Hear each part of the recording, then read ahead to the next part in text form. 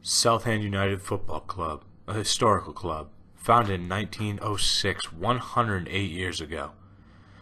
The period of most success was in the early 2000s, winning the Football League One championship in 2006.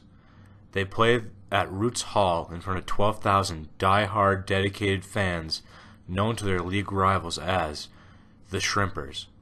Now this career mode will be taking the Shrimpers to where they rightfully belong, the top tier of English football, the Premier League. Hey boys, welcome to my channel. Case Willie here, giving you a Southend United career mode, road to glory, trying to get this team to the English Premier League. It's going to be tough, don't have a lot of money to spend, so let's see what we can get. Now, the board wants us to get to the round of 32. That's pretty easy to get to in FIFA, not going to lie. They say we should look for another first-team quality striker with promising talent. I agree with that. We need one that will last us the entire career mode. Now, looking at our squad, our team is really solid. Weston, striker up top. Fast as hell, 93 pace. Damn. I don't care if I'm playing on world class. I'm still going to be running through and behind League 2 center backs. Leonard, our central midfielder, Southend United's player of the year last year. Great player. 78 agility, 78 strength, and has the long shot trait, which I look for in central midfielders. Then you got Hurst, right mid. He's got 4-star weak foot, so he can cut in while he's running on the outside, cut inside, and take a shot on with his left foot with no problem there. Now both center backs are 6'3". Defending isn't going to be an issue.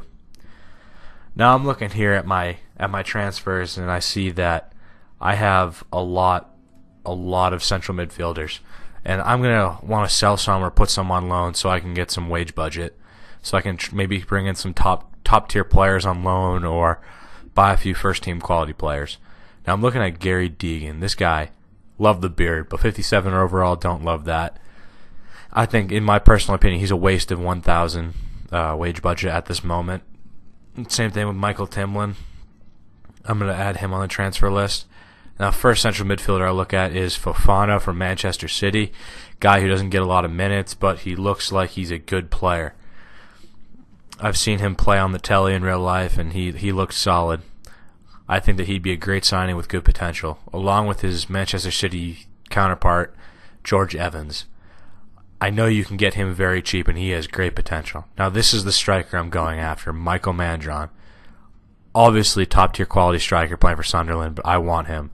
Now, Callan Robinson, I know he's a great player. I probably won't be able to get him along with James Maddison. Now, Mason Bennett, this guy, he's top-tier quality player, especially in last year's FIFA. You got him for like 90 grand, and then you went all the way up to like an 80 potential. Now, Callan Robinson, they come back and say they want pretty much $1 million for him, and I can't afford that. They want 170 grand for Mandron. I can definitely do that. George Evans, they'll accept 90 grand, which that's pretty awesome. I'd do that in a heartbeat.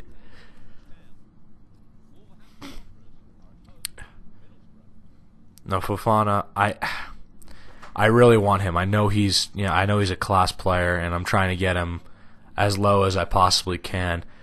But Man City, they're my second favorite team in real life behind Celtic, and I know that they're not gonna be scammed out of any money because they love their money too much.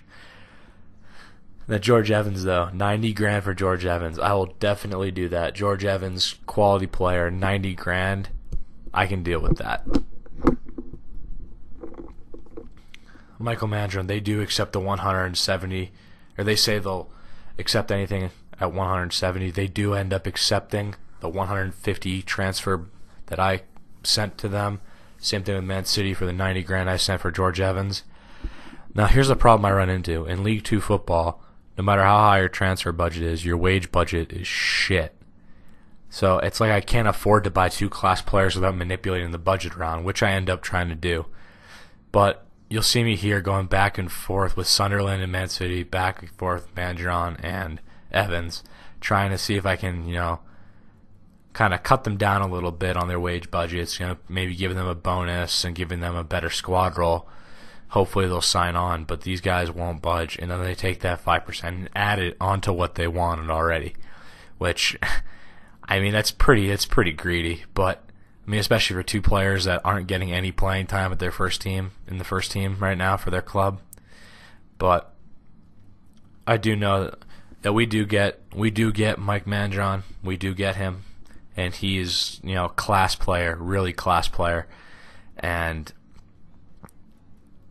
you'll see me here. I'm giving into his demands, but I know that he's a great player, so I'm definitely going to pick him up.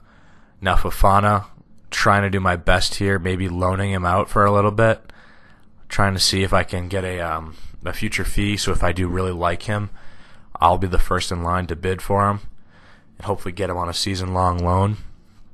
Manchester City comes back and says, you know, we really want to think about it because we don't want this great player with great potential going on loan and then ultimately departing our club. So they're going to have to think about it. Now they do come back and they do accept. Same thing with Michael Mandron.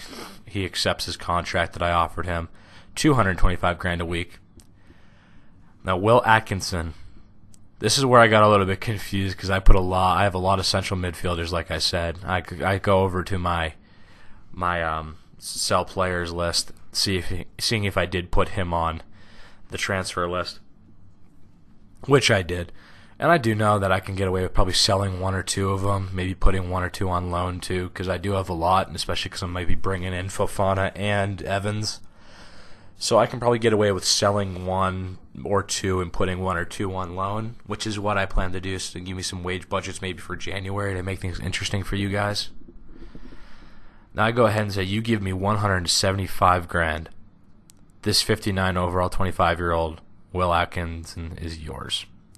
They come back and say, can't afford that. I don't think he's worth that much, but I'll still give you $30,000 over what his value is. And I'm saying, I really don't need him, so Andy's unhappy at the club. I say, hell yeah, sign me up. Give me that extra wage budget, along with Josh Banton, some 18-year-old no-face that, you know, I hate no-faces, so I'm going to go ahead and sell him anyways just because I want to. Now, Manchester City comes back and says, you know, hey, we want to loan him out. We accept it, and they do give us the option to purchase him for the fee of $850,000 after this season. Go ahead and accept that. That puts our remaining wage budget to negative $832,000. I do think it's worth it though. To be 100% honest, he's class. I think his potential is in the high 70s right now. Now 58 to high like 78, that's a 20 growth. I mean, that's pretty good. Now Kane Bulger, I think I'm pronouncing that right. I'm not sure. The 22-year-old, 59 center back. Now Bradford City, the Bantams want to buy him or want to loan him out. I say, yeah, I don't want a ginger on my team. Nah, I'm just kidding.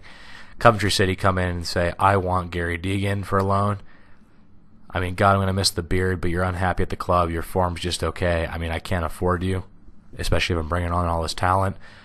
Now, Cheltenham Town, I do want to sell him, but I don't think I have the money to sell him, or I don't think I have the room to sell him. But thank you guys for tuning in this episode. This is where it's going to end. Hope you guys tune in. You know, please like and subscribe, and hopefully this career mode will be going at least 100 episodes. My goal is to hit 200. Thanks again, guys. Like, subscribe. Bye.